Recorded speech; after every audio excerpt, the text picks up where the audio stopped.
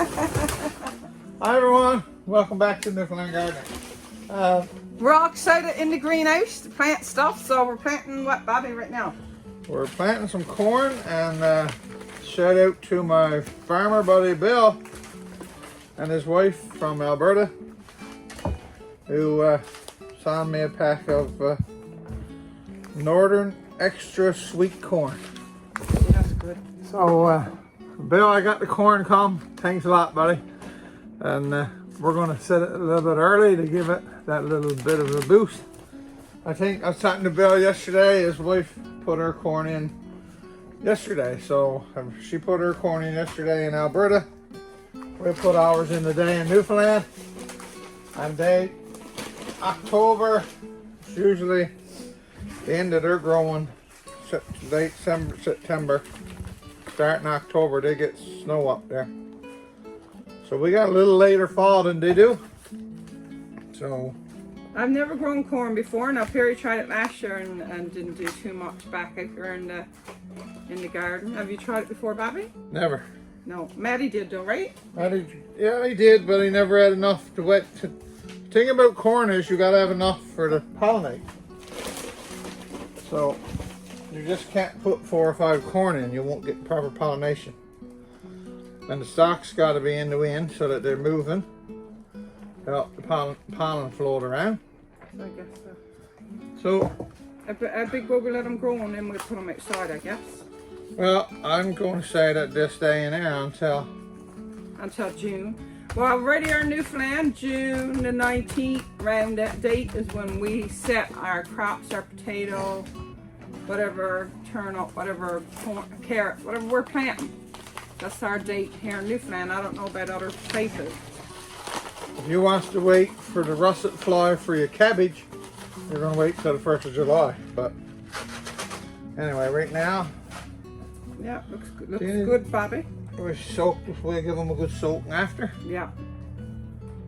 Let's, I'm never ever planted corn, so This is all new for both of us. this would be something. Why don't you follow your brother and I drop them and you poke them in? Yeah, sure. So we're always willing to try something new. And like I said, thanks Bill. He's foolish enough to send me a $10 pack of seed. Corn packet. So I appreciate that, Bill, boy. I guarantee if they grows, we're gonna love it. They're sweet corn, so So now I think there's a difference too in cattle corn, right? Plants set for the animals to eat. yeah, could be. I think so. I don't know, Nadine. I can't say could be. I'm not from Alberta. I just work up there. So 6 little pods. We'll take them and move them to the garden if we get germination. I was going to try the Tree Sisters. Set the corn. When the corn stalks start to grow, set the peas by the corn. Oh. Once the peas start to grow, they climb the corn stalks. So you don't have to build a trellis for your corn, for your peas, because the corn becomes the trellis. Wow, that's a good idea. And then there's one more that you build, plants on the ground to cover the ground for coverage. Do you know what one that is, Deanie? No. It's like a zucchini, is it? Oh, Yeah, okay, so I'm the type of farmer who only wants to grow anything that I really likes to eat. Yeah. So we grow kale, and it grows wonderful here in Newfoundland. If you're a kale person and you're into that, kale Yep. grows wonderful here. I had kale. Just had no idea what to do with it. Yeah, we didn't know what to do, and we make smoothie out of it, so we didn't grow no more. But kale grows wonderful here. It just snowed on it. There was no way to kill it, so Yeah, we got to say that it did grow here. it did, yeah. So we're not really ready with nothing yet for the greenhouse. Bobby, So I think you missed a tree. I missed a tree. Yeah, right there, look. 1, 2, 3, right there. Yeah. The Deanie's on top of her game anyway. So we're going to give this a good little watering. It is 40 degrees in the greenhouse. 40 degrees there, guys. Just watch. Show you. Well, pretty close to it. 35 now. We've had the door open for a bit. Yeah, we've had the door open for a while. pretty hot in here.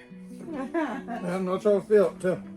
Yeah. So anyway, we're gonna set this up. If anyone had success growing corn in the past, down in the comments, throw some success stories in the comments. How many corn you should set. Pictures, we'd love to see that too. And if you got pictures of your corn success, well, dodge that up on the site as well. So just going to do a little talk here. This is the corn that we just planted. And thanks again, Bill, for the corn seeds. Planted spearmint or mint. This came from the Caribou Seed Company from Amazon. I couldn't find spearmint seeds anywhere around E.W. Gaze or any of them places. So then we got oregano, then I got parsley, I got thyme, I got basil, and I got dill. So this is the, I've always wanted a little herb garden, so this is the one I started. Now I'm gonna bring you over to let you see some early set tomatoes. Doreen got her tomatoes. Look how good they're doing already. Planted these in March when they'll be left for Alberta. Now you got to remember, I ain't putting no. I need to fertilize these now, right now. They need fertilizer a whole lot because they're nice and big in that tub, and they haven't had no fertilizer yet.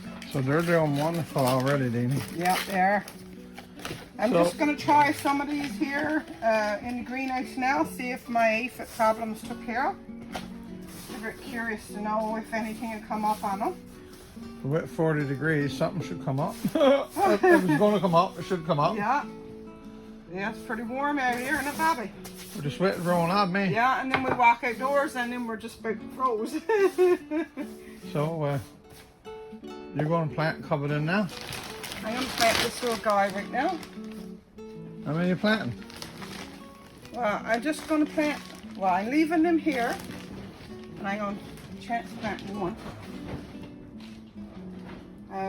The wonderful thing about a little tomato, let me walk in close and show you.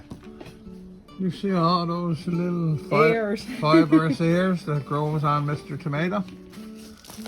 See, areas, look, that's the root. Right there. So I just digs the hole, puts me in there and goes back and forth. And then I just plump seed down in that hole. So all them little fibrous ears will actually turn into roots.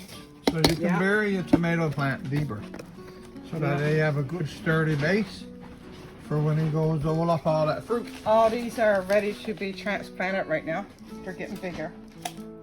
So this is the perfect size tub right here now. I'll transplant them in my giant buckets later on.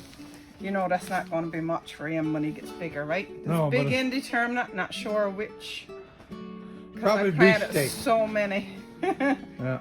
But he's a big guy for being no older than since like March. March, April, so he's only just... Not very big.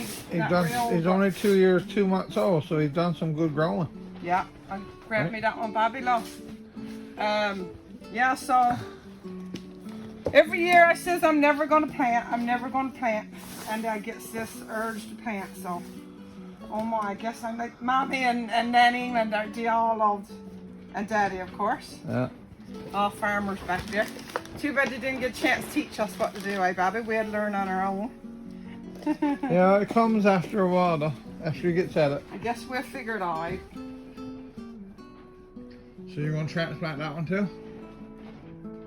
So it says Mad Adder, so this must be, is what it says, see, Bobby.